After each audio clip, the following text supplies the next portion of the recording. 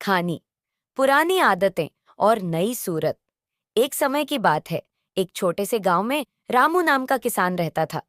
गांव के सभी लोग अपनी रोजमर्रा की जरूरतों के लिए परंपरागत ऊर्जा स्रोतों का इस्तेमाल करते थे, जैसे कि लकड़ी और गोबर के उपले। ये चीजें जलाने से धुआं बहुत निकलता था, लेकिन गांव के लोगों को इसकी आदत हो गई थी। रामू के घर में उसकी पत्नी, बेटा और बूढ़ी माँ रहती थी। रोज शाम को रामू की पत्नी चूल्हे पर खाना बनाती थी और घर के अंदर धुएं से भर जाता था।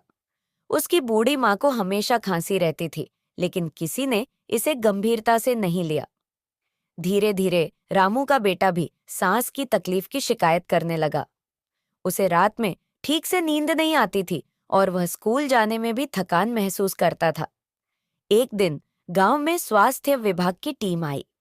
उन्होंने गांव के लोगों को बताया कि धुएं के कारण कई तरह की बीमारियां हो सकती हैं, जैसे टीबी, अस्थमा, त्वचा में जलन और यहाँ तक कि कैंसर भी। उन्होंने यह भी समझाया कि धुएं से न केवल इंसानों की सेहत पर असर पड़ता है, बल्कि पर्यावरण पर भी बुरा असर पड़ता है। पेड़ पौधों को नुकसान पहुंचता है और हवा और पानी प्रदूषित हो जाते हैं। स्वास्थ्य विभाग की टीम ने गांव वालों को जागरूक किया कि अगर वे परंपरागत ऊर्जा स्रोतों की जगह सौर ऊर्जा, बायोगैस और अन्य स्वच्छ ऊर्जा स्रोतों का इस्तेमाल करेंगे, तो न केवल वे अपने स्वास्थ्य की रक्षा कर सकेंगे, बल्कि पर्यावरण को भी बचा सकेंगे। रामू ने इस पर गंभीरता से विचार किया और अपने परिवार के स्वास्थ्य के लिए सौर ऊर्जा से चलने वाला चूल्हा खरीदा।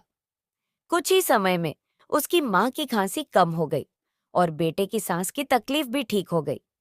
पूरे गांव ने रामू की मिसाल को देखते हुए स्वच्छ ऊर्जा का इस्तेमाल शुरू कर दिया। इस कहानी से यह सीख मिलती है कि पुरानी आदतों को बदलना मुश्किल होता है, लेकिन जब बात स्वास्थ्य और पर्यावरण की हो, तो हमें सही कदम उठाने चाहिए।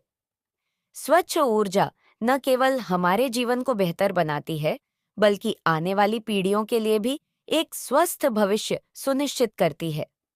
ऐसे और वीडियो देखने के लिए कृपया हमारे चैनल को सब्सक्राइब करें और शेयर करें।